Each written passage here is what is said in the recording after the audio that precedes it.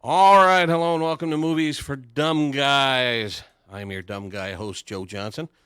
And with me today is Andrew Walker Hello, everybody. and Denver Rochon. Howdy. All right, so we got a very specific topic today, a little different than what we normally do. Over the past few months, I've been obsessed with movie props. I can't explain it, don't know why. But I'm a collector. I like to collect things, especially movie-related things, and I started finding fairly affordable prop replicas online. So I started buying them and building a small collection and been researching props and looking at lists. And so I thought a good topic today is going to be what we consider the most iconic props in movie history. So let's start off discussing a little bit about what makes for an iconic prop. For me personally, I feel that it has to contribute to the story in some way, has to be held or used by a main character, could almost be a character in itself in the movie, but definitely propels the story forward. Not something that's just in the background or something like that, or maybe might just appear briefly, but something that contributes to the story. Andrew, do you agree? Absolutely. Yeah, there are a couple on my list where, like you said, that they could be a character themselves.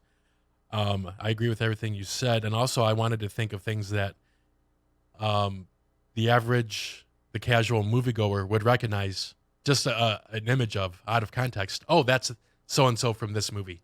Yeah. And If you so I take try to it keep out those. of the movie and place it on a table, would someone recognize it as, oh, I know what that is? Right, and I think probably 8 out of 10 of my list are definitely that. Yeah. Denver, do you agree with that? Yep. Assessment? Because I found a lot of props that I loved, but weren't really integral to the story. So yeah, I immediately ruled those off. And I totally agree with the fact that it has to have reached pop culture status. So it couldn't have been just something that's too obscure. And, even though I might have personally loved it, Right. it had to be something that the average person, like you said, would recognize.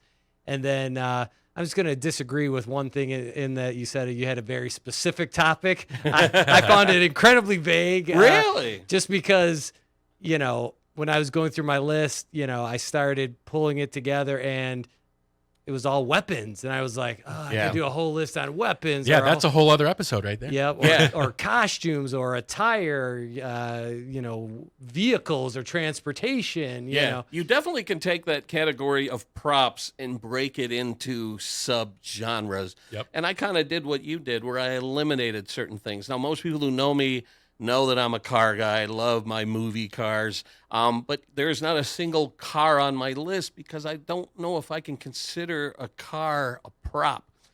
Some other things that I saw on other lists were like characters. Like you mentioned, Robbie the Robot was on somebody's list, and I'm Yeah. like, is Robbie the Robot a prop? No, No. He's a definitely not. character. Correct. And I bought a book recently, and it has a lengthy title. It's something like the 50 most evocative objects in film, or something like that. And one of the items, or one of the listings, was Woody from Toy Story. And I'm like, now wait a second, I have a Oh. problem with that because, first of all, he's not a prop because it's a CGI creation. Correct. But even if it was a live action film and Woody was a doll that a kid played with, he's still a character. I don't He think has I can. consciousness. Yeah. It's So not he's a prop not at a that Yeah. point. prop. He's number 1 on the call sheet, probably, right? Right, exactly. Yeah, so that really bugged me when I saw that. And then I saw some other props listed on certain lists where I'm like, come on, man. I like, took food off the list. yeah. Even though there is a gray area, for example, Forrest Gump's box of chocolates, that is Oh, yeah. critical to the movie, but I was like, no, it's food. I had to draw the line somewhere. So Yeah, so I did that with a bunch of different things. right. And so you got to whittle it down. Correct. So basically what I did, I came up with my top 10 list, plus some honorable mentions. I'm going to do my top 5, and then we're going to go around the table. And when it gets back to me, I'll do my second 5. So let's get to the number 1 prop. In my opinion, the most iconic movie prop some experts might say the most valuable movie prop in movie history. Here's my little clue. The ruby slippers. What have you done with them? Give them back to me or I'll... It's too late. There they are, and there they'll stay. Give me back my slippers. I'm the only one that knows how to use them. They're of no use to you. Give them back to me. Give them back. Keep tight inside of them. Their magic must be very powerful, or she wouldn't want them so badly.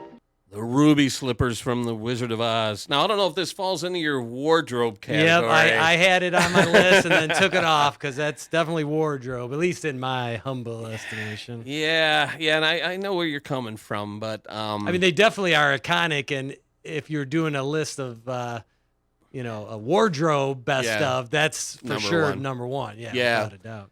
Here's some interesting little tidbits about the ruby slippers. It's estimated that at least 6 pairs were made by MGM's costume department for the movie. 4 of them exist today and have been accounted for. All are in the size of 5 to 6, which is Judy Garland's shoe size.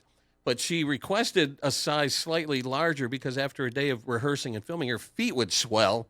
So they exist in these different sizes.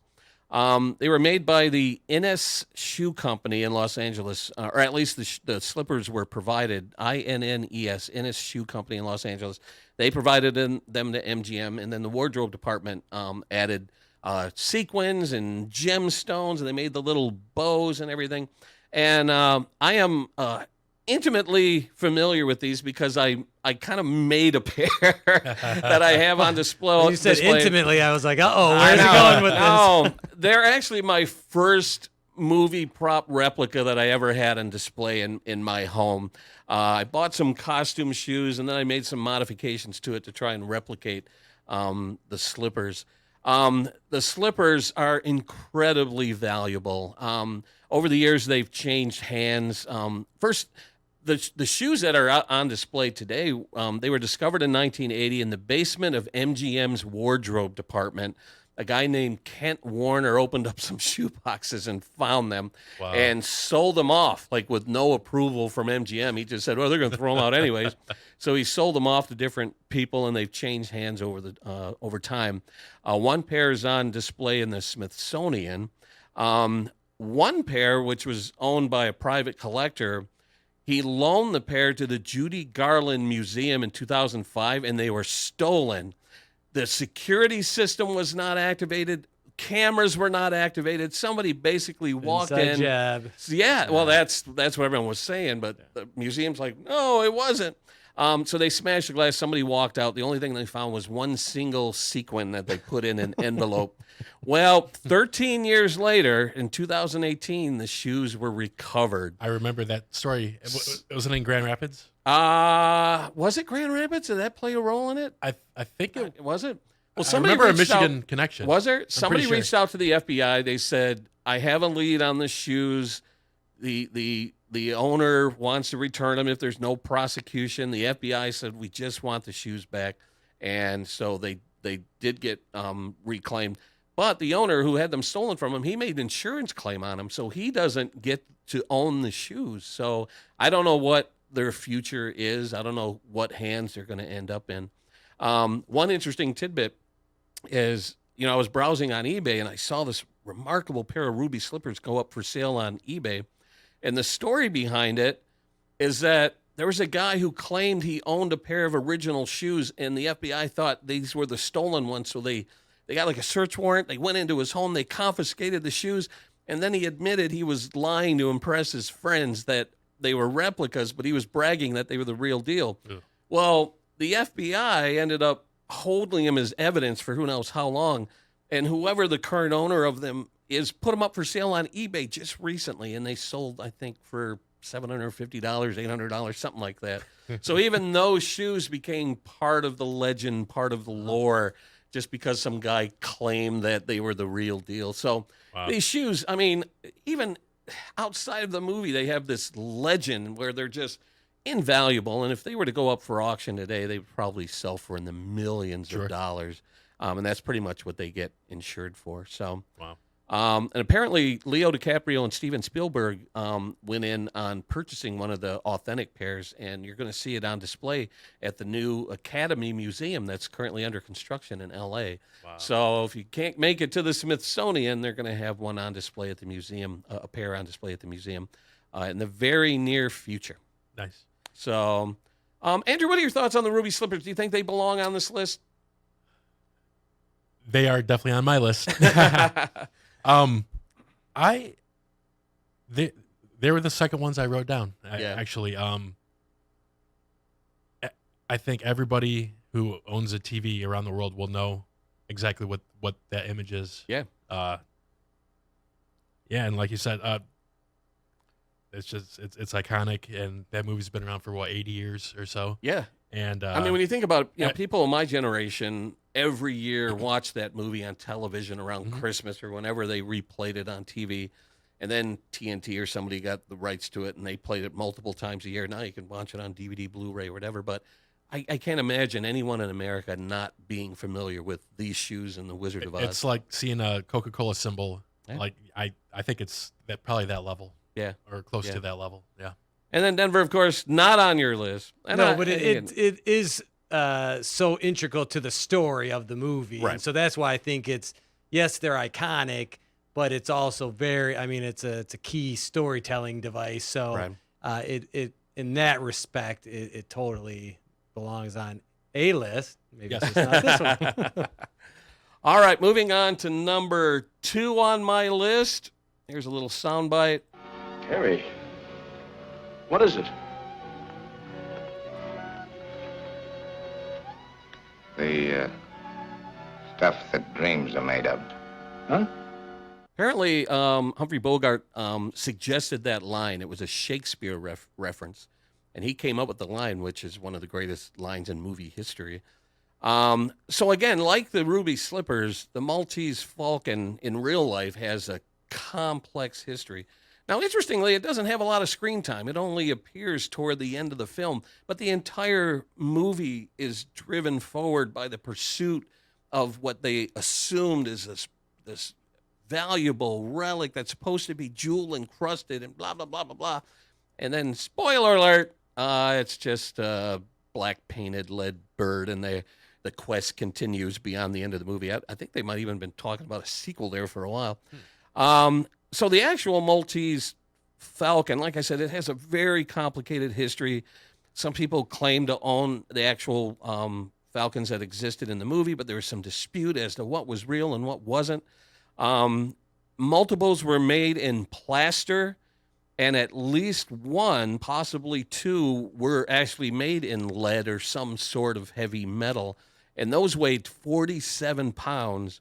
And the story is that during a scene where Bogart was supposed to be holding it, he dropped it, bruised his toes, bent the tail feathers on the bird, and that's why they made the plaster versions, because it's like the actors had a hard time holding a 47-pound bird. So over the years, people claimed, well, I have the original one, and people bickered back and forth. And then to complicate things, replicas were made for a 1975 version of the film. And so those got thrown into the mix, where people would say, oh, I have an original version. They were like, no, that's from the 1975 remake. So then actor William Conrad, he was given a gift of one, a 45-pound lead one that he had in his personal possession for a long time. And then when that was discovered, I think possibly after his death, they saw that it had scratch marks on it. Now, if you remember in the film, to try and verify if the bird was authentic, they took like a penknife to it and scratched it and found out that it was lead. So it's possible that his version actually appeared on screen. So that one sold at auction in 1994 for almost $400,000. Wow. But then there's a guy named Gary Milan who claimed he had an original one, and that one was actually verified by the studio. And when that went up for sale in 2013, it sold for over $4 million. So ironically, this bird that everyone was in pursuit of in the film, the actual prop became incredibly valuable and sold for $4 million. That's art imitating life, or vice versa. Totally. So yeah, and so the Falcon was originally carved by an artist named Fred Sexton, and this is a really weird twist. He was good friends with a Dr. George Hodel, Hodel, who was one of the key suspects in the Black Dahlia murder. So there's this weird connection to the Black Dahlia. So a crazy, crazy history of the Maltese Falcon. Now, I own a replica. I found a very nice replica that the seller on eBay claims was made from molds cast from one of the original props. I paid under $100 for it, and it's just beautiful. It's heavy. It looks exactly like the bird in the movie. The same scale? Yeah, size? yeah. It looks exactly like the one in the movie, so I'm really, really happy with it. So, Andrew, does the Maltese Falcon fall on your list somewhere? It does not. What? I have to say, I've never seen the movie. I've heard of the movie. I don't know the story at all, so I have to claim the ignorance on this one. I don't have anything to say about this one. The movie has a very convoluted plot, and I read a quote that the director, this was John Huston's first film that he directed, and he said, audience doesn't care about plot as long as they're having a good time. And this movie was a huge success, even though the plot was pretty confusing. Was this early 40s, probably? 41, Okay. I think it was. Yeah. Okay. Denver, help me out here. It's got to be on your list. It's at the very bottom of my list. It's on there, but to the point that was just made, I don't think it has it might have at one point reached a kind of pop cultural mass awareness. Yeah. But I think the average audience nowadays, it's kind of faded from memory. People know of the movie, they know the name, but the actual prop itself, I think if you showed it to somebody on the street, odds are they probably wouldn't recognize it. Yeah, you got to be a film buff to really appreciate it. Yeah, and so that's why it's on my list. I mean, it's definitely one of the all-time great movie props without a doubt, and like you said, key to the storyline. And so it's list worthy. But just that's comes in at my number 10, maybe even runner up, depending on the way I have some things classified. So $4 million. That's crazy. That really surprised me. That's big. That would go for that. Yeah. Twice as much as the Ruby Slippers, or however much the Ruby Slippers were for. And and the funny thing is none of these Maltese Falcons that are out there in circulation, no one can 100% verify that actually appeared on screen. So to shell out that kind of money for something that for a question might mark, not have been, I'll give me the replica for $100. I'll be happy. Exactly. It makes me just as happy. All right, number 3 on my list. Here is a very short clip. If I can find, there it is. Rosebud. Spoiler alert. So Rosebud was the final dying word of Citizen Kane. And the whole movie is reporters trying to find out what this means. What does Rosebud mean? And at the very end of the film, you see this childhood sled getting tossed into an incinerator, and the graphic across the front is Rosebud. And basically what that symbolizes, when he was torn away from his family at a very young age, he connected to that Rosebud sled that symbolized happier times, easier times, and that turned out to be his final dying word. Most people will agree that that's one of the most famous movie props of all time. There were 3 balsa wood versions made for the film. 2 were tossed into the incinerator. After the second one burned up, Orson Welles was like, that's good enough. We got it. And so there was a 3rd balsa wood one that did not get burned. That ended up in the hands of Steven Spielberg, who purchased it somewhere between, I've read different accounts here, somewhere between $55,000 and $60,000 in 1982. He bought that balsa wood sled. Another sled showed up that was made of pine, and people suspect that this is the one where young Citizen Kane was actually sledding on in the snow. Yeah. And the owner claimed to have won it in a contest back when the movie came out. And So they had it in the family for years and years and years. When that finally went up for auction, an anonymous bidder bought it for $233,000. Steven Spielberg is putting his sled, his balsa wood sled, on loan again to the Academy Museum. So you will see it on display at the Academy Museum in the very near future. Do we know when that museum is supposed to open? I was just looking it up online. I think it's still currently under construction, but I'm hoping later this year. But if not, it's going to be very, very soon. Because I remember the last Academy Awards, they had a segment on there about the museum. I never read that they were making it. I'm like, oh, one day when I make it to LA, I got to go there. I'm excited. I can't wait. I'm definitely going to be there. So the Rosebud sled is not something I had as part of my prop replica collection until today. Whoa. I won one on eBay. Yay! And it is a beautiful, beautiful replica, handmade. The details, the graphics are all exactly like the one in the film.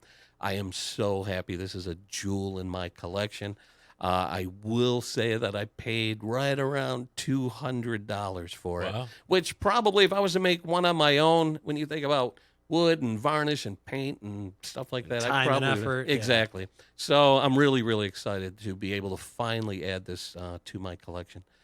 So Andrew, did the Rosebud sled end up on your list? Yes, I wrote that as number 5. I've seen Citizen Kane once, and I know it's on many people's top 5 list and many people's number 1 list as the best movie of all time. Mm-hmm. And I was thoroughly impressed with the movie, the storytelling, and yeah, it's just one of those iconic things that maybe not every American would immediately recognize, but I think a lot of medium to decent movie people would recognize, and maybe not as iconic as Ruby Slippers, but definitely up there. Again, a film buff would look at it and know exactly what it is, but most movie-going audiences today probably would not know what it is if they saw it. So, Denver, where does it rank on your list? Well, it's hands down number 1. Look at without that. even a second thought about it, because A, it's from the best movie ever made. Yep. B, it's the entire movie's plot. The entire movie is about finding out what Rosebud is. Yeah. And, I would slightly disagree with you guys saying not the average person wouldn't know. They might not know what the sled looks like. Yeah. But because the first word in the movie is Rosebud, Yeah. everybody knows Rosebud, whether they know it visually or not. Right. So I would say the vast majority of people know of Rosebud. Let's put it that way. Yeah, the term is going to be more common than the and actual. then the meaning of Rosebud just elevates it 50 million notches above. And I won't go into graphic detail, but we all know that, or most people know that Citizen Kane was based on William Randolph Hearst. Yeah. And so Orson Welles knew that Hearst was not happy with him making a movie about him. And so as a little dig, he named Rosebud the sled after Hearst's mistress's genitalia. I seem to remember And reading so- that. Yeah. Story I goes, did not know that. when Hearst found out that the sled was Rosebud, he just went ballistic, and that's when he had every one of his papers blackball the movie and just trash it. And so for me, the behind the scenes story of what Rosebud is, makes it hands down number 1 choice. Without. Yeah, Like and I that's said, a big without a part of it. second That those so far the top 3 on my list. It's that lore, that story behind the prop. That's what elevates them to the top of my list For sure. So And like you said, these movies don't really work if you don't have these props. Yeah. Really.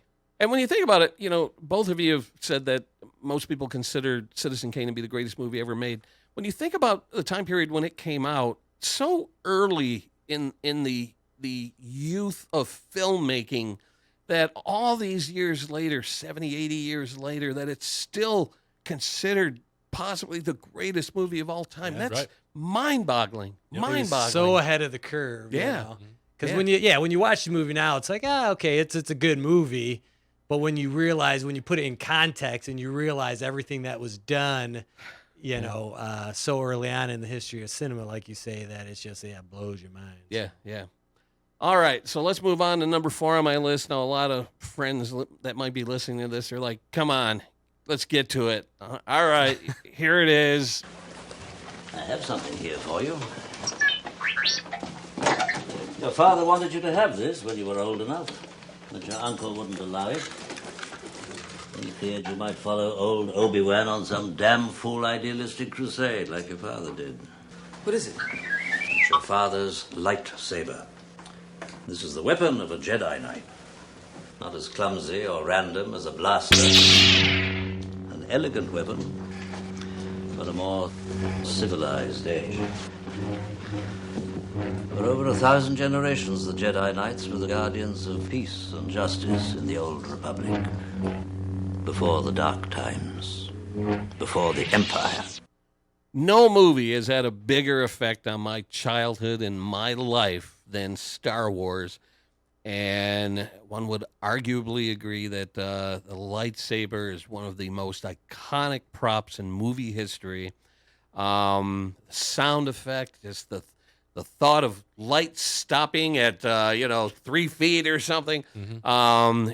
It's not physically possible, but that's what sci-fi is all Yet. about. You're right. Yeah. Not in our galaxy. Right. No. Now, the origins of this is set decorator Roger Christian was instructed by George Lucas to try and come up with something that would serve as a lightsaber handle. And he went to a photography store in London, and he asked the shop owner, what do you got that might meet this description? And he pointed to a cardboard box that had Graflex flash handles in them, a whole box of them. And when he opened up the box, he said, oh, this is it. This is perfect. So he bought the whole box, went back to the shop, added some doodads and stuff to it, showed it to George Lucas, and he said, George Lucas just broke out in a big smile, and he said, all right, I know I'm onto something. So he didn't add very much to it at all. If you see pictures of a Graflex flash handle, I think it looks like a lightsaber. It's a lightsaber. He added the black plastic grips for Luke to be able to grab hold of it, put a little kind of a belt hook on the end of it, but really didn't do too much to modify it. It changed up a little bit for Empire Strikes Back. It's basically the same lightsaber, but it has these little metal screws in it to kind of hold those black plastic strips on. And, of course, that's the one he's holding when his hand gets lopped off. Spoiler alert. And that's the one that Maz turns over to Rey. Are we ever going to find out how she came into? I'm hoping in into episode possession of 9 they're going to reveal how it came into her possession. I hope so. I hope. I would hate to think they just leave that unanswered. Yeah. Well, she caught it. She was in Cloud City. She caught it as she was What's going this? through the tunnels. Found a hand attached to it. So pretty neat, simple origin story, and to think that those now are some of the most coveted, valuable props in movie history. It's pretty iconic, and then that sound effect is what really makes it too. And I remember one time working in video production, I was operating a camera one time that had a top-mounted viewfinder on it, and I was wearing my headphones that had a little microphone in front of my mouth. And for whatever reason, I leaned into the monitor and I heard, and I'm like, oh, wow. And I'm like, that's the lightsaber. And that's exactly how they made that sound effect in the movie, was they passed a microphone through the magnetic field of a TV monitor or something, and that's how they made those sounds. And It's really cool when you accidentally stumble onto that. So, Andrew, where does the lightsaber fall on your list? It is at number 1. Number 1. Look at that. Maybe tied with another one I'll talk about later, of course.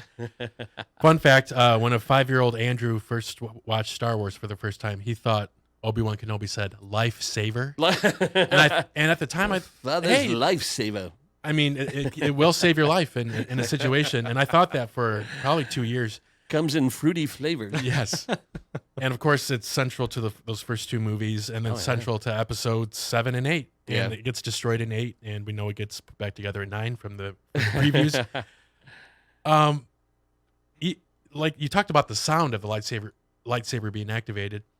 There's a couple parts in different movies where a lightsaber is activated off screen, Yeah. you immediately know what it is Oh, sure. by that sound. And that's just goes to show, like we talked about, how iconic these props are.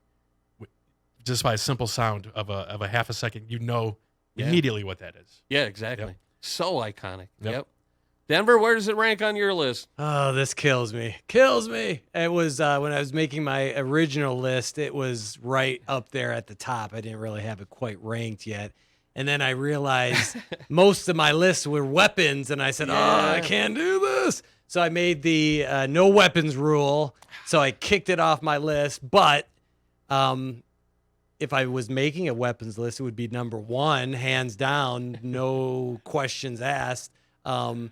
Because, behind Citizen Kane, just for personal reasons, Star Wars would be my second favorite movie of all time. Mm-hmm. So the lightsaber is definitely near and dear to my heart. And it killed me to leave it off. Does Lucasfilm still own all the lightsabers? None have gone up on auction? No, some have gone up for auction. Okay. As a matter of fact, when I was in L.A. last October 2018, there's an auction house called Profiles in History, and they mostly deal with Hollywood-related merchandise. And there on display, I have a photo of it, was one of the screen-used lightsabers that went up for auction. Now, I don't know off the top of my head what it ended up being auctioned off at, but there was some controversy because when they announced that they were selling it, Mark Hamill himself said, no, wait a second. He said there were multiple lightsabers made for the movie, and there's no guarantee that that's a screen-used lightsaber. So Profiles in History pulled it for a little while, and then when they were able to verify its authenticity, then I think they put it back up for auction and it sold. And I don't know what the final hammer price was, but a lot of Star Wars props surprisingly have worked their way into public hands. I think I heard at the new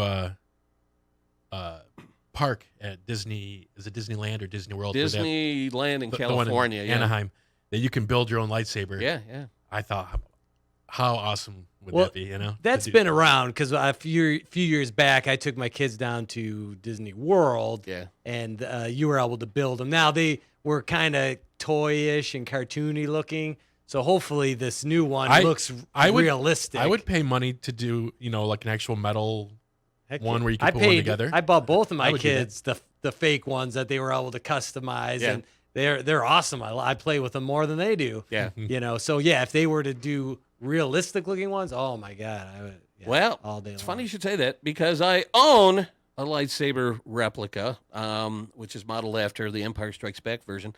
Now, the Graflex handles, if you find a vintage Graflex handle, they sell for hundreds of dollars, if not $1,000. Wow. They're that coveted right now by people who are converting them into lightsabers. And then there's a wide range of replicas that you can buy. I found one on eBay for $99, and it's made of metal. I don't know if the guy fabricated all the parts or if he made it from a Graflex handle, but it has weight to it. It has the buttons. It has the gizmos, the doodads. It's beautiful. I have it in a little display case in my cabinet, and it's stunning. So you could find a beautiful, affordable lightsaber replica, not only Luke's, but Vader's and Obi-Wan's and stuff like that. That's cool. But knowing that it's not on your list, Denver, I got to play this. I find your lack of faith disturbing. Had to do it. I was scrambling. I was like, I got to have some prop from Star Wars in there, and I couldn't find any that was kind of fit my criteria. Yeah. Like we were saying earlier, you can't count R2-D2. He's one of the characters. He's not a prop. No. Yeah. So if I have to pick a Star Wars prop, it's got to be Luke's lightsaber. Yeah, without a doubt. All right, number 5 on my list.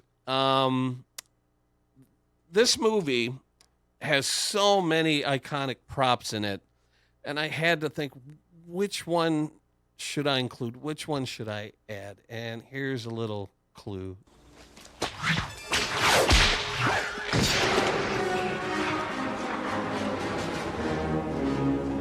I gotta go with Indy's whip. Now, I don't know if this falls in your weapons category, but Indy having it on his hip, it's not just a weapon. He uses it to swing across.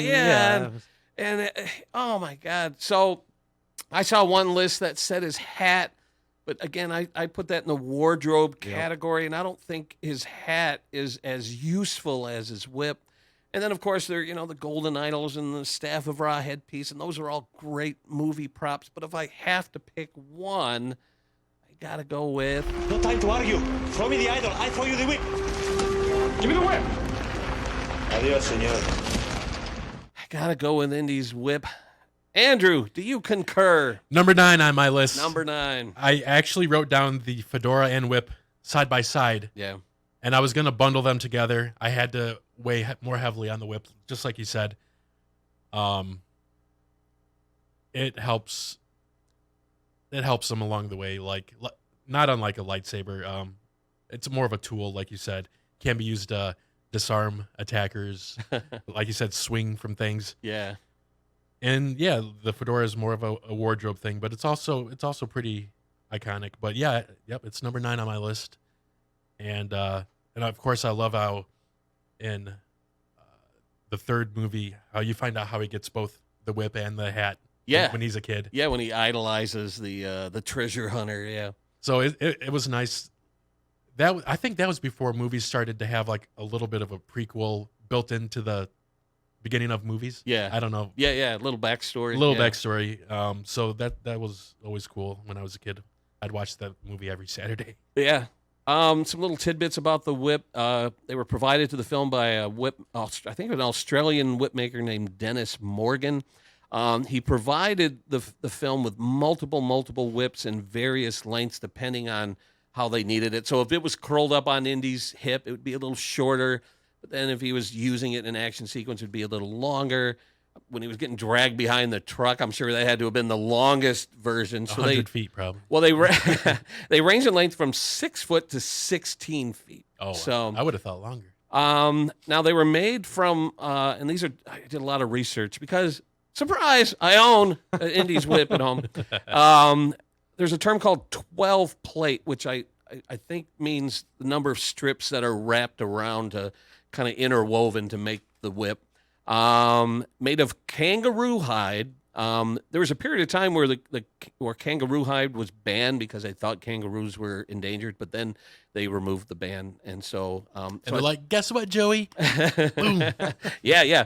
So I did a lot of research into this whip and ended up going with a 10-foot long, 12-plate kangaroo hide whip that was actually made in India and shipped to me.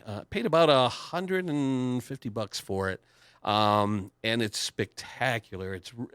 When you see it in my display case, there is no mistaking what that is. And plus, I have the golden idol and stuff on display with it. The hat's on its way. I have somebody making the hat for me. Wow. Hopefully, it'll be here in July to complete the display. But when you see that whip, you know exactly what that whip is supposed to represent. Yep. So, Denver, you didn't include it because it's a weapon? Correct, because it was like number 2 after the lightsaber, and then I was like, "Oh, this is the wrong list." Yeah. And so it kills me. But unlike Star Wars, I was able to come up with a different Raiders. So, what's your alternative Raiders iconic prop? Well, what's the name of the movie? Raiders of the Lost Ark. So the Ark of the Covenant. All right. Especially since it is kind of like Rosebud or everything else that we've been talking about. It's so integral to the story. Now the whip is integral to Indy and throughout all the movies, but you could have had Raiders of the Lost Ark without the whip. Yeah, you couldn't have an Ark without the Raiders of the Lost Ark. So good point. especially that ending. I mean, that's like the most iconic last shot I think of all time. Right up there with Rosebud being burnt is when you see the crate just amongst the millions of other identical crates, Yeah. We have yeah. top men on it. Right. Top men. Right. No, that's a great point, Denver. Like, I didn't even think about the fact that the Ark appears in the title of the film, and you're absolutely right that should be on. I did at most one lists. point almost take the Ark off the list because it is somewhat weaponized at the end, but I kind of chalked it up. That's just the power unleashed by the evil Nazis, Mm-hmm. That really is not the Ark itself, is not a weapon, Do you recall off the top of your head? I'm so bad with recalling names. You remember the guy we interviewed last year, the sculptor Did you come up with it? Brian Muir. Brian Muir. He was responsible. This guy, this sculptor, not only created the angels on the top of the Ark of the Covenant, but he sculpted Darth Vader's helmet, stormtrooper armor, the alien space jockey from the original Alien movie. He sculpted all these things, and I had no idea until we met him and I got to interview him and ask him questions about his work when he rattled off this incredible list of things that he was responsible for creating. Wow. Now, of course, with Darth Vader and Stormtrooper armors, he went off of Ralph McQuarrie's His concepts and stuff. The guy is a rock star, and he signs autographs and stuff now. But what a history. And he worked all the way up through some of the early Marvel movies like Yeah. Guardians and, and a bunch of others. So, yeah, he is like legend. Right, Yeah. right. So shout out to Brian Muir. All right, so that's my top 5. So, Andrew, let's go down your top 5. If there's something on your list that was on my list, you can just kind of gloss over it. But let's hear your top 5. 3 out of my 5. We touched on the lightsaber, the ruby slippers, and rosebud. Okay. Now, before we started the podcast, we had briefly discussed should vehicles be props. Mm-hmm. I didn't think twice about whether they should or shouldn't, but I guess I would consider them props. I guess that's up for debate. We can debate it, but the DeLorean from Back to the Future is central to me as a film buff. So I did a little bit of research. I guess they had used 5 or 6 of them, and I know you're a big car guy, so you can also have the details. From from an 82 version or an 83 version of the DeLorean, Mm-hmm. and they built one out of fiberglass for the scenes where they would actually lift the car up, so it'd be lighter. And they really did destroy one of those at the very end of the third movie. When the train destroyed it. Yeah. So that was an actual car that was destroyed. Yeah. I just love the aesthetic of it, all the added on. I don't want to say sci-fi things, but all the added on stuff that Doc put on it, the flex capacitor, all that stuff was so fascinating to me. Isn't there a movie term for that? Greeblies or something like that? Like little doodads that are added onto sci-fi instrument panels and stuff that really don't mean anything. They just look like something, and that's a perfect example. I've never heard the term, but Yeah. I as a little kid, those were the things that I kind of latched onto, all these extra things. And Back to the Future 2, when he has the little thing on the back where he can put the Mr. Fusion. Mr. Fusion, where he can put organic things. He puts a banana peel, he pours some beer, then he just throws a whole can of beer in. Those sort of things, as a kid, I don't know why, I just latched onto and I loved. So DeLorean is up there with me. Now, we can discuss, should cars be considered props? I think they should.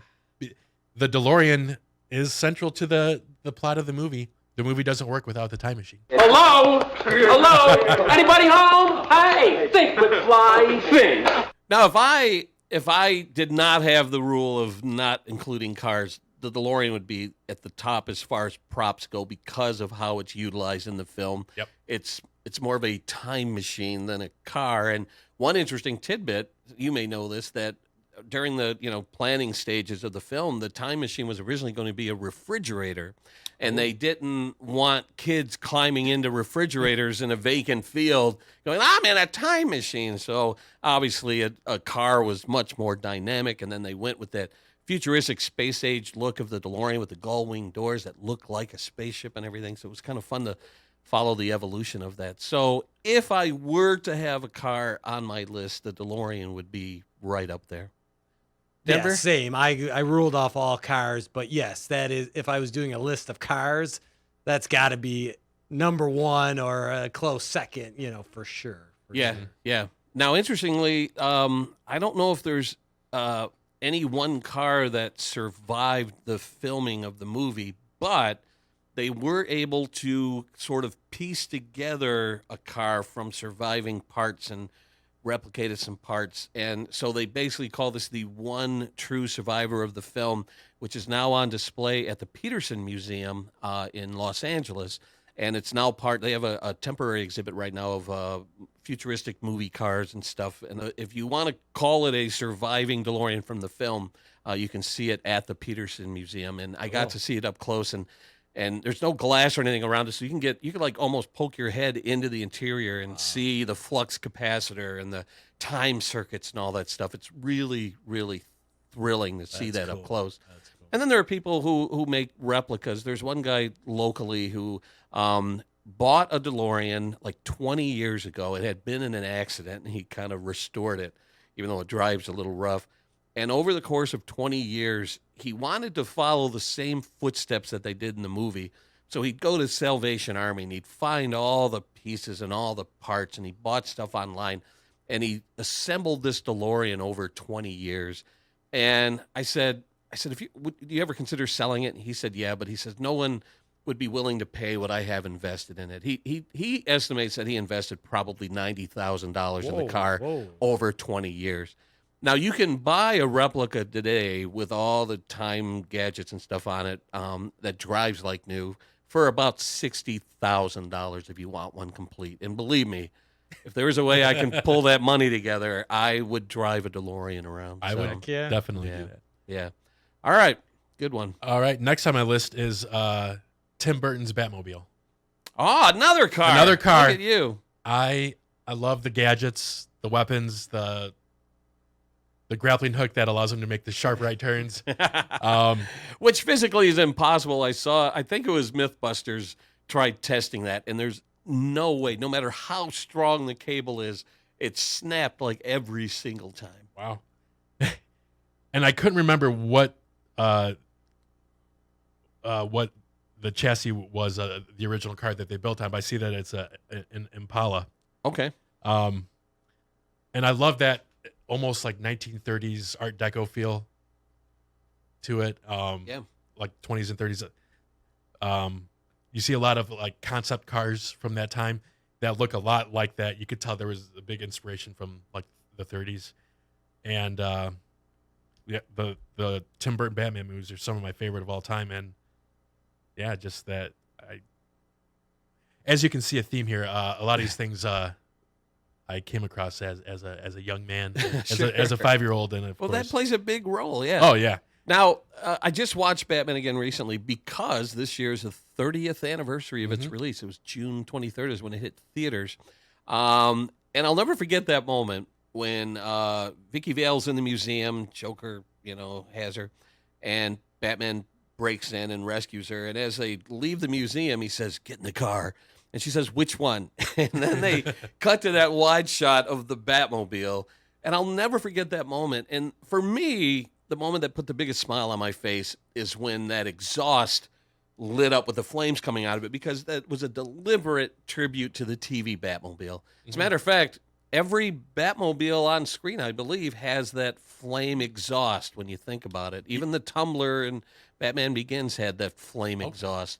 So that was such a neat moment to see that light up, and Tim Burton devoted a lot of time to just shooting it driving back to the Batcave. And so I agree, it's one of the most iconic cars in movie history, but I don't know if I could put it on my greatest props. We're going to have to dedicate an entire show to cars. Oh, yeah. And we might do that when Dream Cruise rolls around, but hell, you could do a whole episode on Batmobiles, right, let alone exactly. cars, As a matter of fact, I think we did. Didn't we talk about that? Oh, that's right. Batmobile yeah. I think it was around the time Adam West passed away. Yeah. One of my favorite parts is when the two machine guns pop out and they shoot like a little perfect square for him to go through. And I see that it is also at the It is at the Peterson. Peterson Museum in Los Angeles. Yeah, I got a picture of myself with it. Yeah. All right.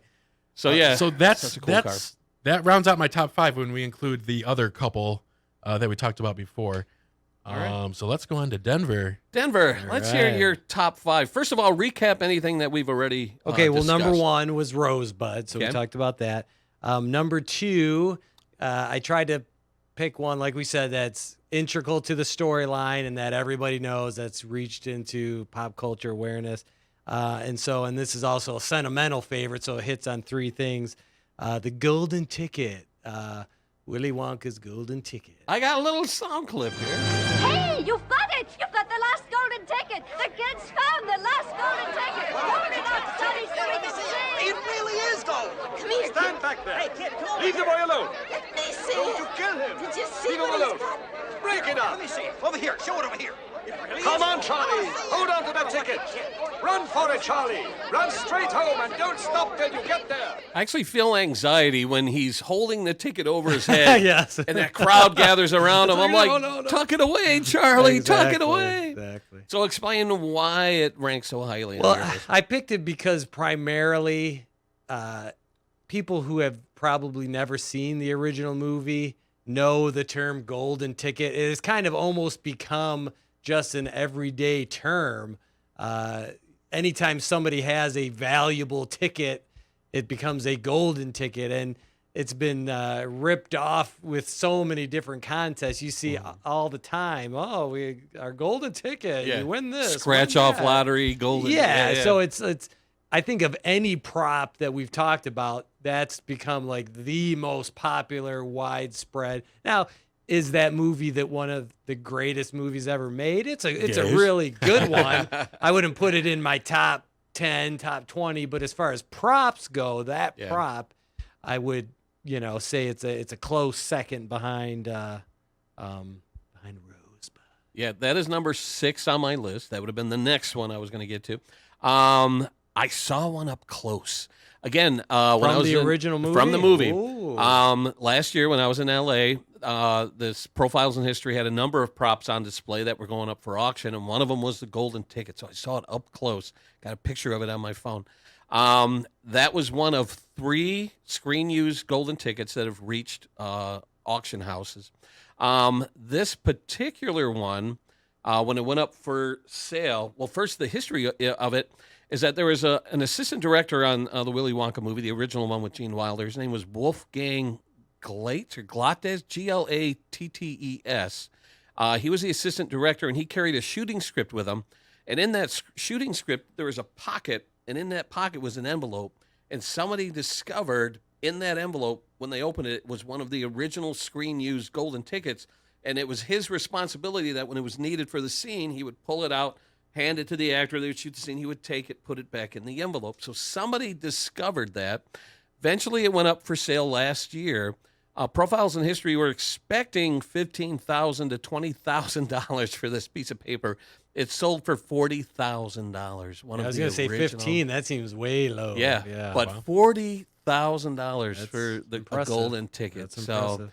pretty neat. So, I do have a replica at home. It's nowhere near as nice as the ones you see on the screen or the actual prop. So I'm in the process of trying to make one. I recently bought some gold foil paper, and I'm going to experiment with different ways of printing on it, see if I could make my own golden tickets. Cool. Does a golden ticket appear on your top 10 list? No, although now Too that many you mention cars. if I had a couple more minutes to make a list, it would be in honorable mentions. I love that movie. It's one of my childhood favorite movies. I don't know if I would consider it that most people would recognize it. I don't know. Maybe. I wouldn't say most people recognize it from the movie, but just the term The golden vernacular, ticket. yeah. Okay. Yeah, You it's know. entered popular vernacular. Right. Like it's Sure. a phrase people are familiar with. I now retroactively, I would add it to my list and honorable mentions. So it's an honorable mention. Let's put it that way. But yeah, it's great, and it's, of course, like we said with everything else, it's central to the story. Yeah. It's what allows Charlie to go forward with his story. Yeah. Yeah. I have a couple other Willy Wonka props in my display at home. In addition to Golden Ticket, I have a Wonka bar replica, which is pretty iconic looking. And next to the Wonka bar is the Everlasting Gobstopper. And that's another prop that I think most people would look at that and go, that's an Everlasting Gobstopper. So that's part of my collection, too. You need to mention the living, breathing Oompa Loompa you have in there. Well, that's what I was going to ask. That would top off the display perfectly. I'm trying to get one. Yeah. I got a bid on one on eBay. Hey, Daddy, I want an Oompa Loompa. I want you to get me an Oompa Loompa right away. All right. All right. Good one, Denver. What else you All got? right, number 3, I did Rosebud, old school. Willy Wonka is kind of our childhood, so I wanted to do one that was more modern day. So I did the Tesseract from Avengers. Interesting. Just because those are the movies right now. So if you're alive today, you might not know the word Tesseract, but if you see that blue glowing cube, you know what it's from, you know what it represents. And again, integral to the storyline. You know, it's a bit of a, like Alfred Hitchcock said, a MacGuffin. Yeah. It didn't really mean much until Thanos used it to make the gauntlet, you know. But I would say you definitely got to have that up at the top of the list. Yeah, you know, I came to the conclusion that as I was whittling my list down, I whittled off some of the more modern Marvel props, even though I totally get anyone who puts them on their list. But right up there with the Tesseract Cube, I would rank even higher would be Cap's shield. I mean, that's pretty iconic. And then Thor's hammer. So that would almost be my holy trinity of modern day props would be those three. If you display those side by side. Well, if I didn't have the no weapon rule, those would have been on my list. Yeah. For sure, you know. Yeah. Along with, you know, not Marvel, but, you know, you got the Batarang, you got the web shooters. I mean, there's so many great comic book weapons. That's why I had to put them on a separate list. Now, I don't own any of those replicas because once I go down that rabbit hole, that could be a completely different display on its own. So maybe someday, hundreds and hundreds of dollars. Yeah, I mean, if you get a aluminum Captain America shield, that's going to set you back several $100s. And someone actually, I don't know if you saw this YouTube video. Somebody made Thor's hammer where they used like an electromagnet in there, and so the guy's able to pick it up and wield it. But when he sets it down, he it locks into place. And That's people cool. can't pick it up. That's it's, cool. It's like some spinning thing in there, and they can't pick it up. And he has a thumbprint reader on there, so all these people try to pick it up, and then he goes in, he puts his thumb on there and lifts it right up. And I'm like, that's genius. That's pretty cool. That's amazing. That's pretty cool. So those are pretty neat. But yeah, I don't have any Marvel props. Andrew, you have any Marvel props on your list? I do. Number 6, I have Captain America's shield. I would not have thought to put the Tesseract on there. I would have thought the shield or the hammer, or in my honorable mentions, Thanos' gauntlet. The gauntlet too, yeah. So the reason that's not in my top 10 is because I feel like my top 10 items would have to stand the test of time, be more time tested. Not that this won't, if I predict in the future. But it's so iconic that everyone knows what it is today in 2019, and there's tons of toys of it. But I just feel like some of my more solid ones would need to have a little bit of time behind them to that might be to solidify in my list. That might be one of the reasons why it's not on my list. Is it's so new. I mean, it's been in the comics forever, but as far as movies go. Yeah, I want to put some distance between me and those movies, and if I can look back at them and go, oh my God, those are classics. Yeah, but come on, we're gonna look back in 10, 20 years, and these are the Star Wars of our time, generation. You know. Yeah. So that's why I had no hesitation. And again, with the Infinity Gauntlet, again that was in my weapons list rule, so that was the only reason that one wasn't on there. Let me play this sound clip. This one's fun. She's been fitted with electrical relays that allow you to... What about this one? No, that's just a prototype. What's it made of? Vibranium. It's stronger than steel and a third the weight. It's completely vibration absorbent. How come it's not standard issue? That's the rarest metal on Earth. What you're holding there, that's all we've got. You quite finished, Mr. Stark? I'm sure the captain has some unfinished business. What do you think?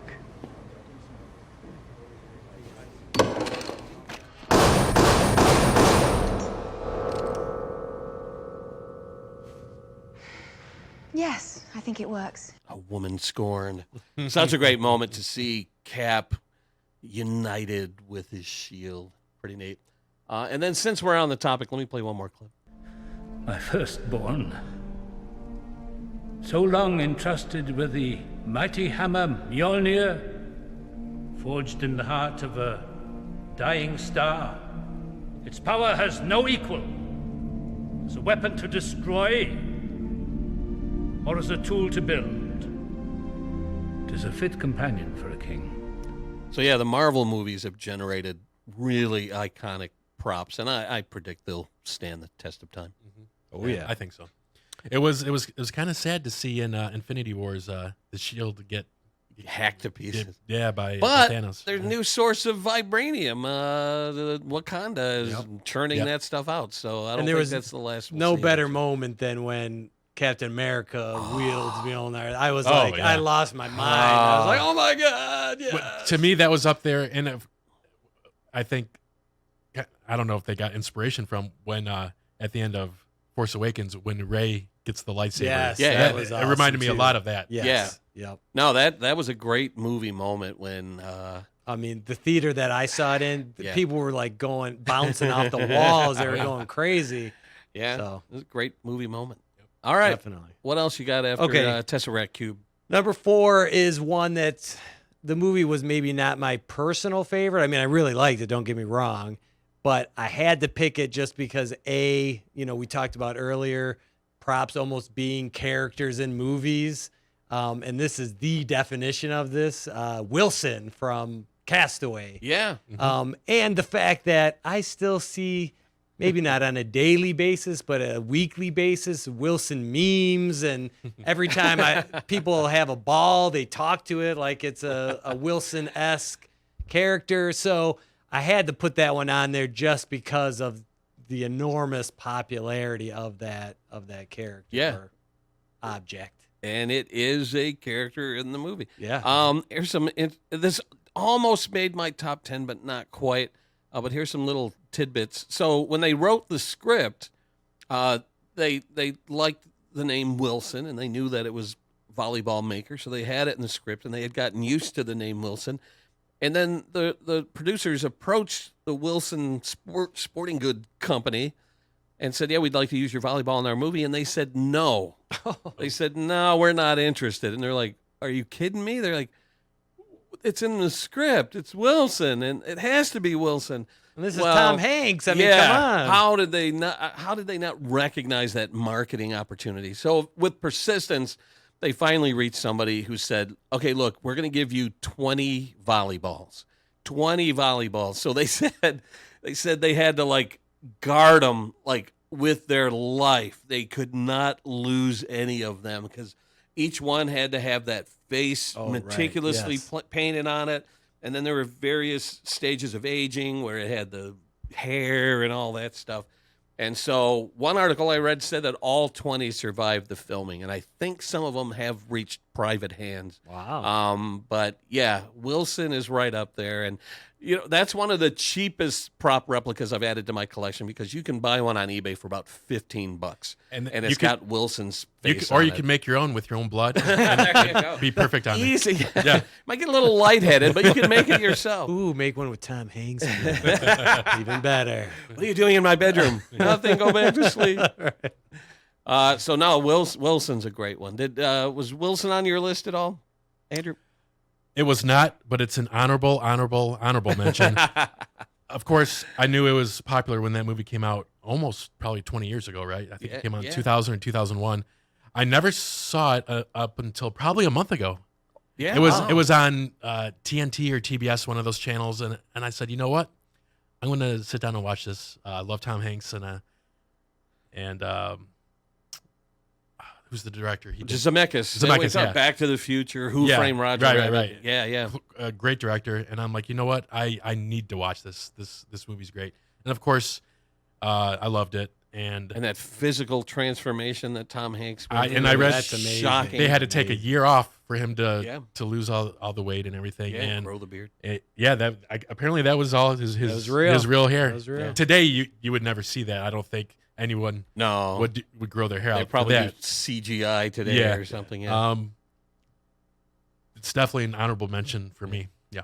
I'm curious how many times he says Wilson in that movie because that'd be a cool to do says a super over cut. and over and over. Yeah, at least 87 times. Wilson, where are you? Wilson!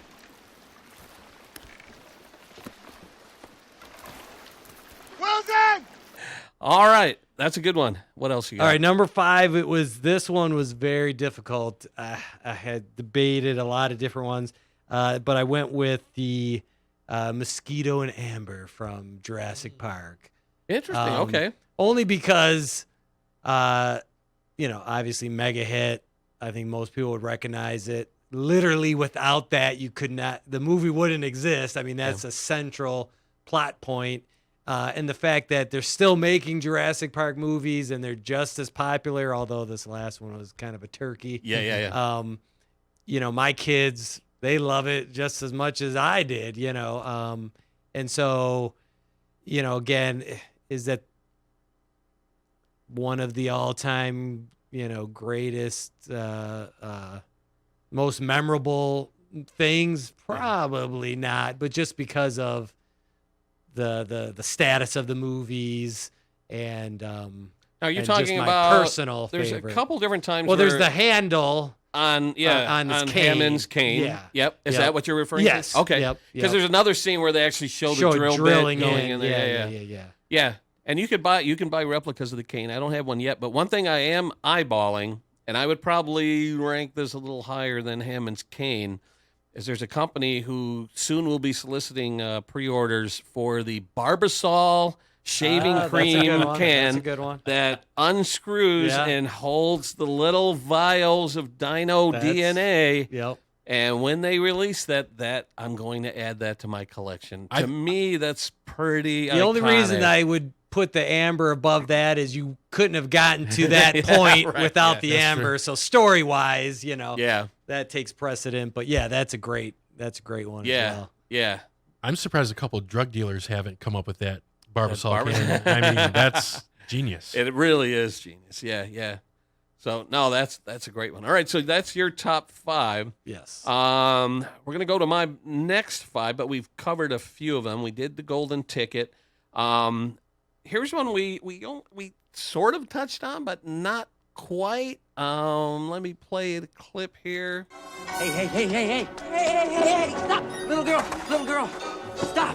Look, I need to borrow your hoverboard. Where is he? The hoverboard from Back to the Future 2, in my opinion, one of the most iconic movie props ever. It's hilarious to think that 30 years ago, they thought by 2015, kids would be riding anti-gravity devices. That is hysterical. But think about that in, when did Back to the Future 2 come out? Like 87 or something like that. And imagine sitting in that theater going, oh my God, wouldn't that be cool? And it's funny that they did come out with something they called the hoverboard, but it's on wheels. It's like you shouldn't even use that name if it's not levitating off the ground. But the hoverboard is so iconic. Again, this was another prop that was on display at the Paley Center in Beverly Hills. I saw last year that went up for auction. I'm not sure. Does it say what it sold for? Oh yeah, it sold in 2018 for $22,000. And it was pretty heavily damaged. And I don't even think it had those repulsor things on the bottom. But a very iconic prop. I own a replica at home. I absolutely love it. I paid about $75 for a replica. I had to add the Mattel stickers after the fact because I don't think Mattel was allowing replica manufacturers to put their name on it. So I bought the board. And I thought, man, it just needs those Mattel stickers. So out of curiosity, I went on eBay, and sure enough, someone was like, here's an auction for the Mattel stickers for your hoverboard. I'm like, you got to be kidding me. So I paid a couple bucks, got them in the mail, added them to my hoverboard. Now it looks exactly like the one in the film, even better. So the hoverboard, did it make your top 10? It did not, but now that I think about it, it should be up there with the DeLorean. Like we've said 13 times already, it's central to the second movie, and it came back in the third movie. And that's one thing that's interesting is people don't normally discuss this, but when in the first Back to the Future, when Marty borrows the skateboard, he gives it back to the kid that he took it from.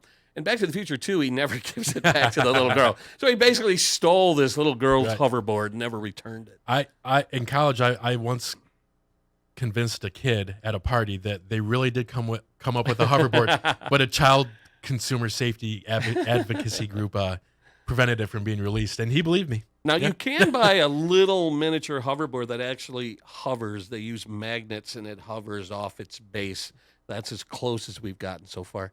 Did the hoverboard get on your for a radar couple at all? of reasons it didn't make my list. Because, one, I tried to put any mode of transportation.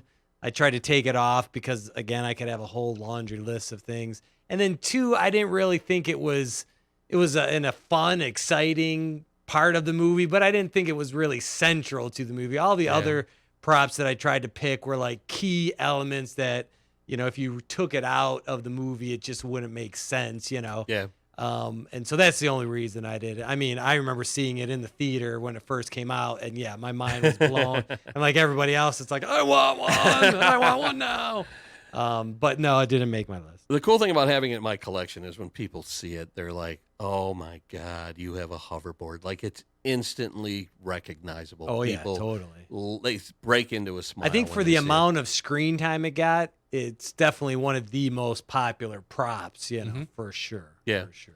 All right, let's move on to number 8 on my list. You guys might roll your eyes at this one, but you got to admit this is probably the most famous piece of jewelry in movie history. It was worn by Louis XVI, and they called it Le Coeur de la Mer, the heart of the ocean. Yes.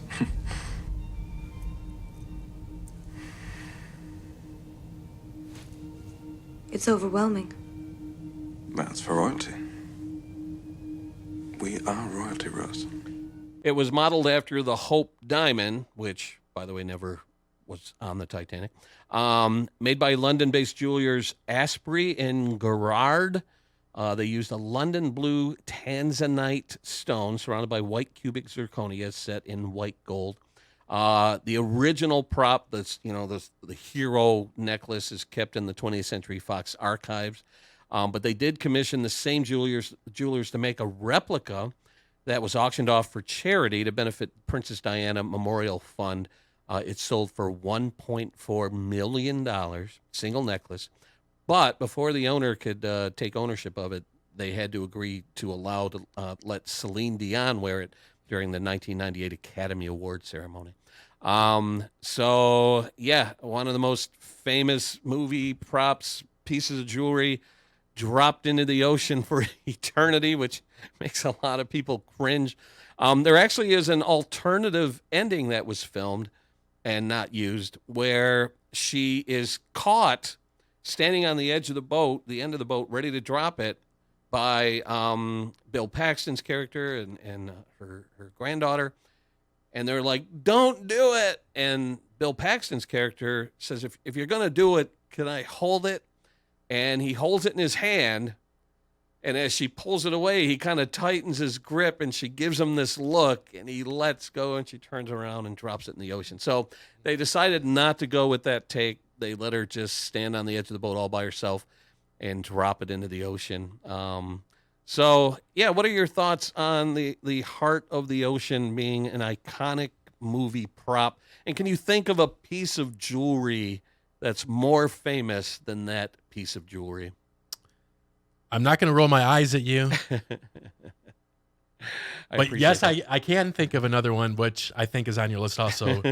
But honestly, I've never seen the movie. I've never seen Titanic. Wow. When that came out in, like you said, what, 97. 97. Yeah. I was 13, and that movie was not on my radar.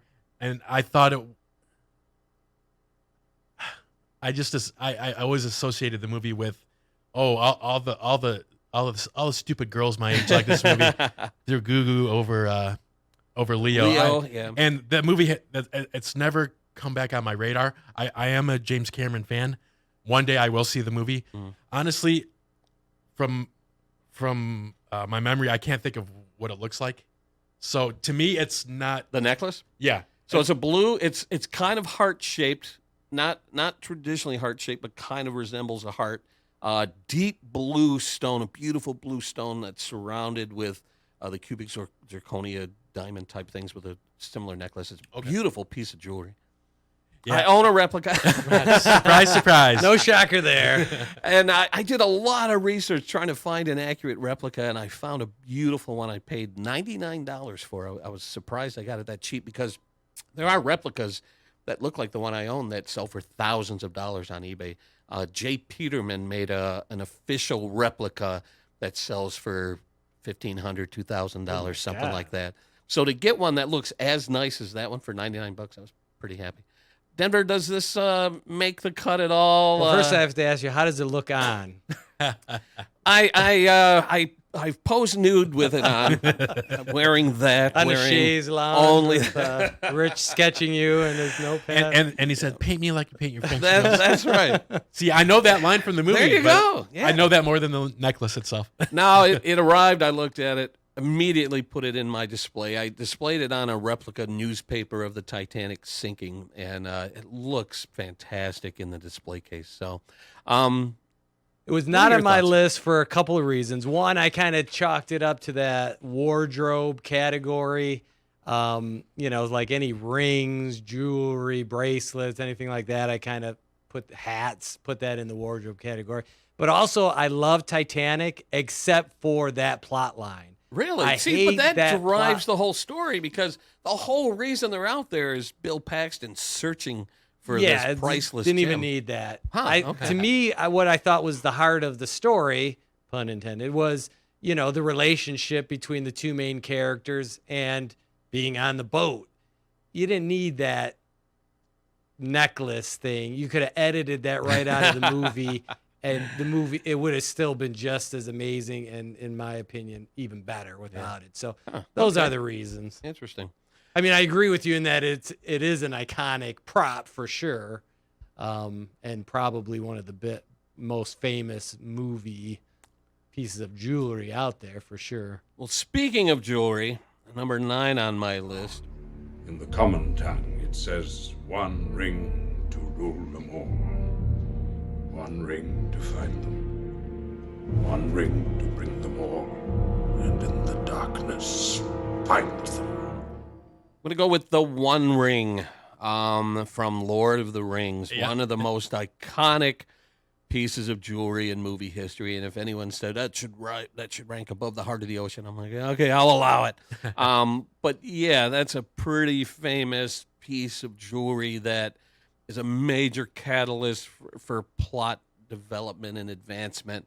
And so, yeah, that's number 9 on my list. Peter, there were several made for the movie, including, I saw pictures of a giant one that you have to hold with 2 hands. And that's what you saw for, like, those close-ups and stuff. So they made them of various sizes. But Peter Jackson gifted Elijah Wood and Andy Serkis with rings from the movie. Cool. So you could imagine what those would be worth. Quite a bit to be actually from the movie. Oh, yeah. So is that the piece of jewelry you were referring to? It's what I was referring to, absolutely. I would rank that one higher than the Titanic one. It is not on my list, but it should be an honorable mention for me. I think everybody would recognize it with the foreign script on it. I don't know. Elfish? Yeah. Elvish? Yeah. I'm not the world's biggest Lord of the Rings fan. I saw the movies when they originally came out. I have not seen them since. I appreciate them for what they are. It's just I'm not a big fan of fantasy. But they are great films in and of themselves. Yeah. And yeah, I would choose that as the most famous piece of or prop for jewelry. Yeah. I own a replica, of course, and it came in a really cool display where you push a button and it glows. It glows orange, neat. And the ring is propped. It kind of looks like the fires of Mordor, Cool. So a really cool piece to my collection. Did this crack your top 10 at all? It was on my original list before I came up with the no jewelry / But yeah, it was on my original list of 20, 30. Because like you said, it's so integral to the movie. I mean, it is the point of the movie pretty much. So for that reason, and the fact that, obviously those movies are so incredibly popular, winning the Academy Award, so yeah, had there been a jewelry clause on my list, that would have been on it. But All right. Sadly, no. Future podcast. Greatest Exactly. jewelry Yeah, in there movie you go. history. And number 10 on my list. Now, this movie has a couple of really iconic props, and I had to debate which one is going to make my list, and this is what I settled on. Do you know what this is? This is a lamp. It was indeed a Isn't lamp. that great? What a great lamp. I don't know. Here, hold it. Hold it here. Come on. The old man's eyes boggled, Oh, wow. overcome by art. I know just the place for it. Right in the middle of our front room window. So, I mean, you talked about the phrase golden ticket entering the popular vernacular. How about the Christmas leg lamp? It has nothing to do with Christmas, but because it appeared in this movie, I know people who bring out their leg lamp at Christmas time and put it in the window. Yep. It's absolutely nuts how this has become associated with the Christmas holiday.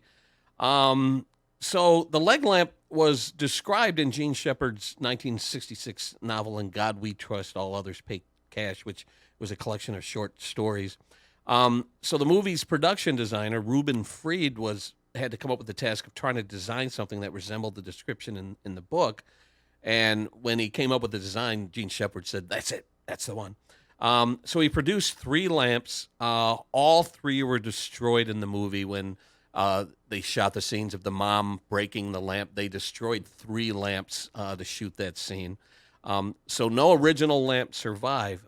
But California native Brian Jones, who was a Christmas Story fanatic, decided to get the license to start selling and constructing these leg lamps, and he made a fortune. And he made so much money that he used the proceeds to buy the Christmas Story house in Cleveland in 2004. And he has since bought up other properties and turned those into museums. And I just read recently he bought the Bumpus' house next door. So the sale of these crazy Christmas Story lamps allowed him to purchase and renovate the home and make a fortune off these leg lamps, and they sell thousands and thousands of them. Now, the other prop, which I was so close to adding, but I didn't want 2 props from the same movie, but this was the other prop. No, I want an officer right undercover knife and 200 jet with my rifle. You'll shoot your eye out, kid. The Red Ryder BB gun, the receiving it on Christmas morning, to me was such a great moment in that film. But if I have to pick one iconic prop, it's the leg lamp and the impact that it's had on pop culture. Andrew, did this movie make your list at all? Yes, both of those. Well, I actually chose the BB gun as more. Well, it does drive the story more than the leg Right. lamp. So, yeah. so you can have 2 different theories of what's more visually iconic with, obviously, the leg lamp. What's more central to the story, the BB gun, and they're 2 different things. I chose for my number 10 as the BB gun and leg lamp as honorable mention. Yeah. Yeah, both of them. They're great. I don't know what else to add to what you've already said about them. Yeah, I don't know. Yeah. Denver? Definitely on my list. They make the The cut. leg lamp is number 9 on my list. Yeah. It would have been higher, but it was really rather inconsequential to the storyline. Right. Mm-hmm. It was a great moment, a great part of the movie. But, if you had taken that segment out, it really wouldn't. You guys mentioned it. The BB gun was way more important to the story. Right. But since we don't really see it until the very end, yeah. And I have a no weapons policy on my list, so it wouldn't have made the cut anyway. You know what's funny? When you just said that, my brain immediately connected that to the Maltese Falcon, where they talk about it for the entire film, and then you see it at the very end. Same thing applies to Christmas Story. Exactly. It's this mythological thing that he wants so badly, and it drives the whole movie. And it's really nothing. Shoots his eye out. Yeah. So those are 2 pretty iconic props. I do not own replicas of them yet. But they are on my wish list. I'll probably add the leg lamp very soon, and then maybe when Christmas rolls around, I'll treat myself to the BB gun. All right, so that's my top 10. Andrew, what's on your top 10? Anything that we have not covered?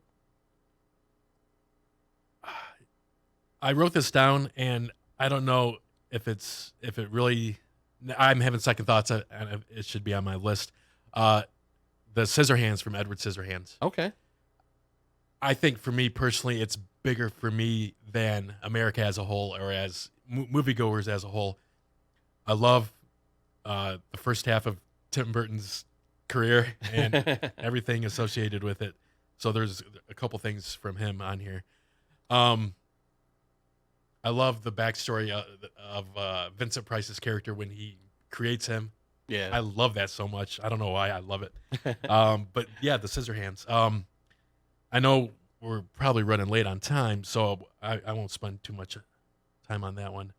I also had, like we talked about earlier, Indiana Jones's whip and the fedora. Reese's Pieces from E.T. Yeah, I thought about that, but I ruled it out because of it's a food item. So if you put Reese's Pieces on your coffee table, would people look at it and go E.T. or?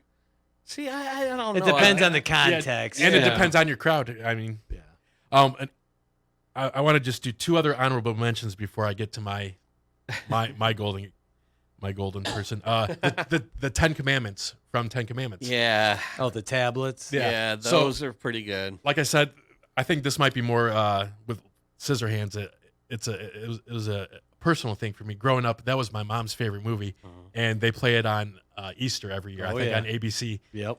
So that's central to the movie, and that's his purpose in life. Really, those are pretty iconic, man. Yeah. Those are pretty big when you talk about the history of movies. Yeah, those tablets. Oh yeah. And that movie itself, you could talk about, for an hour, just how big that production was, all the extras they used. You don't see movies like that anymore. And then there was that third tablet that Mel Brooks dropped and broke in History of the World. Oh, I give to you these 15. Oi, these 10 commandments. And it's such a simple thing, and I don't know if you can consider it a prop, but I guess it's a prop. In Jurassic Park, the cup of rippling water when the T-Rex, when I saw that movie, I was probably 8 or 9 years old. That always had a big impact on me. See, I consider that more of a moment, like a movie moment. Okay. Because a glass of water is not really anything all that memorable, Yeah. But it's what it happens to that prop. You know how they did it? You know how they made the ripples? I do not know. They used a guitar string, I think it was. They would pluck a guitar string underneath the dash. Big, huge speaker underneath the water, and so when they would go boing, and it caused the ripple that they needed. Yeah. So to me, that's a great moment, but I don't know if it would qualify. Yeah, as a prop. I don't know if it would be a prop. And then I'm just gonna end my segment with something that's up there for me personally with Luke's lightsaber. Is Pee-wee's bike and Pee-wee's Big Adventure. Still probably my favorite movie of all time is Pee-wee's Big Adventure.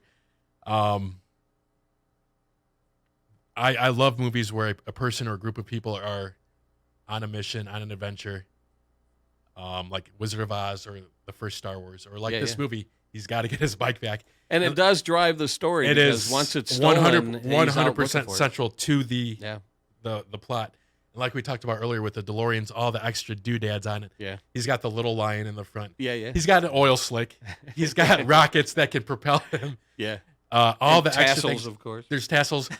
when he's being chased by some bad guys on the Warner Brothers lot, one of them tries to pull the handle, and it just comes off, and another one pops up. All of these things, I think, are brilliant, and for that to be Tim Burton's very first film, and to me, such a great film, it's something special to me. Yeah. I think it's pretty great, and that's on my honorable mention. And if you do make it out to L.A., pay a visit to the Hollywood Museum on Highland off of Hollywood Boulevard. They have Pee-wee's bike on display. Oh, the original The bike? original with his gray suit next to it. I'll show you a picture later. I have it on my phone. but you could see the original bike on display at the Hollywood Museum. That was on my original list, and that 2030 list that I made, that was on there for sure. And then I just But you had a strict no bike policy. well, no Vehicles, yeah, transportation policy. So that's the only reason that one didn't make it. Yeah. So Denver, anything we left off? Yeah, I've got a couple. I mean, and the reason they were low on my list is they were, I think, like Andrew's picks, they were more personal.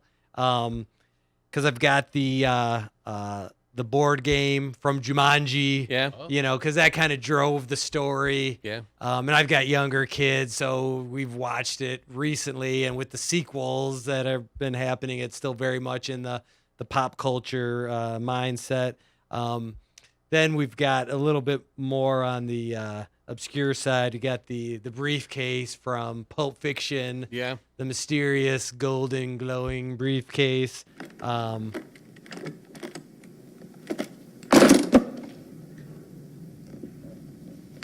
We happy? Vincent. We happy? Yeah, we happy. That's a good one. Well, just because at the time, I don't think I had ever seen a movie where they didn't show you what was in. You know, it drove me mad. I was like, oh my God, why won't they just say And that's it? the very definition of that. You mentioned that term, the MacGuffin. Like Yes. it really had no meaning. Yeah, it it's just was there to drive plot the device, story. yeah. Yeah, exactly. Any theories as to what was in the? Nope, because it's one of those things where it's like nothing that I come up with is gonna fit perfectly or be as interesting as what what it could be. I think the original theory was that it was supposed to be diamonds or something, and then they said, you know what, just not even show what's in Gotcha. it. So it's like the gleam of the the stones. Gotcha. All right, let me go to my list real quick. Okay. This one is going to be very, very obscure. But when I saw it on one of these websites, I was like, yes, Blue Velvet is one of my favorite movies of all time. I've probably seen that more than most. Wow. And Dennis Hopper's gas mask that he wore, just because to me, Dennis Hopper, when I saw that, was one of the scariest characters, villains, whatever you want to call them, in movie history. I mean, that guy just creeped me out. And every time he brought that mask out, I didn't know what it was, what it was for, if it was just to get him high or whatever.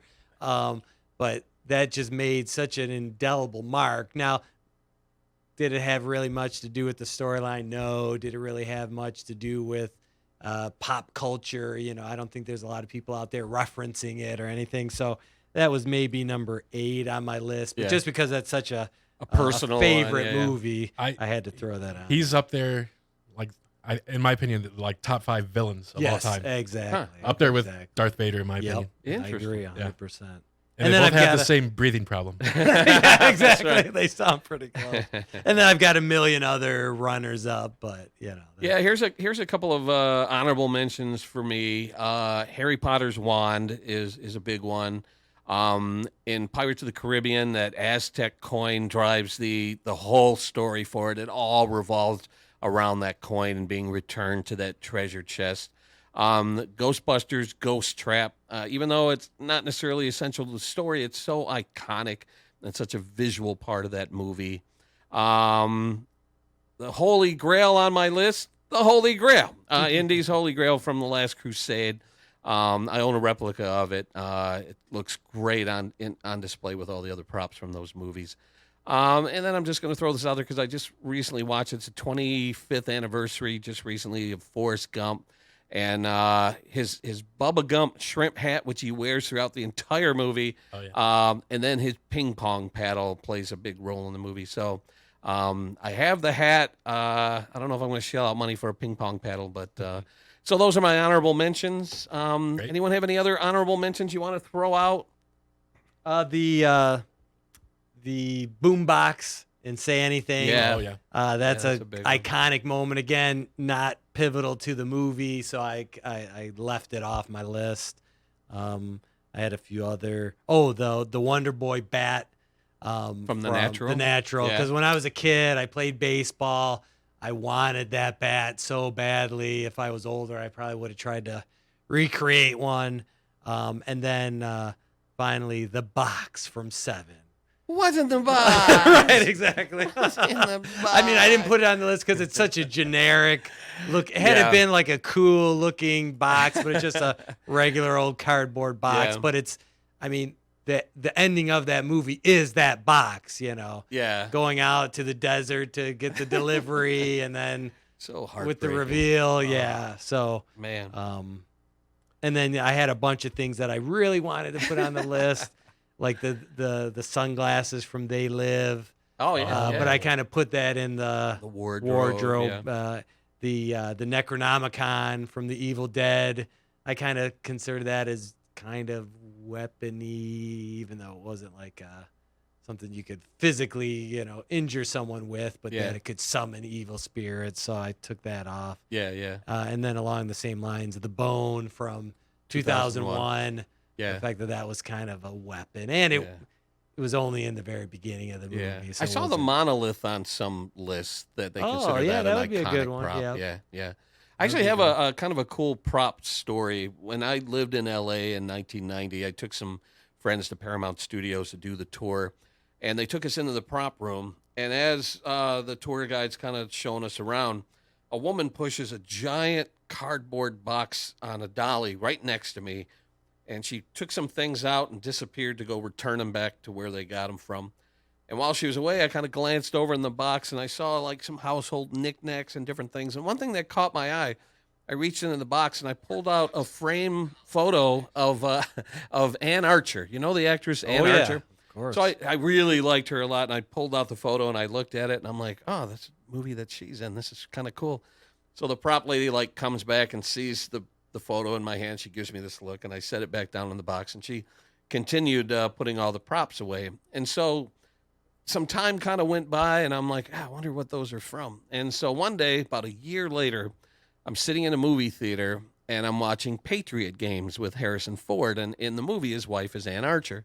And cut to the living room, there are all the props on the mantle, and that photo I held in my hand are all on the mantle. And I said, that's it. That's what those props are from. And it was a Paramount production. And so it was cool to say that I held those props in my hand. Cool. So, yeah, if you guys ever come in contact with any iconic props or anything you've held in your hand or seen up close, like I said, that Profiles in History, they had a lot of really cool props on display in Beverly Hills last year that all got auctioned off, including the Jumanji game board. Oh, really? They had, That's in cool. the display. And That's pretty cool. And they had helmets from Star Wars and C-3PO's metal hands and all kinds of cool stuff. It was really neat to see that stuff up close. Yeah, the only So, thing I'm yeah. thinking of is that we went to that Star Wars traveling exhibit. Oh, that's right. At the DIA, and right now, if you're in the Henry Ford Museum area, they've got a really cool Star Trek museum with a lot of the original props. They've got an original Tribble and the bridge console from the original Enterprise. Yeah.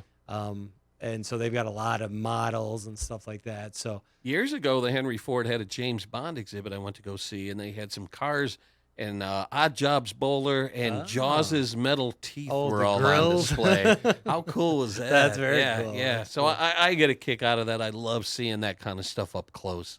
So, yeah. I don't believe I have ever come across anything official Hollywood. Well, we'll get you out to that Academy Museum. Hopefully going to open soon. I would love to go. I'm so sad that you reminded me that I missed that Star Wars DIA. I was planning on going, but I never got the chance to go. But hopefully, again, probably in a couple years, I'm sure something like that will keep traveling around. That's right. Make the rounds again. All right, guys, enjoyed talking about movie props with you, and I hope our listeners enjoyed the conversation as well. Yes, thank you. And we will see you again on a future installment of Movies for Dumb Guys.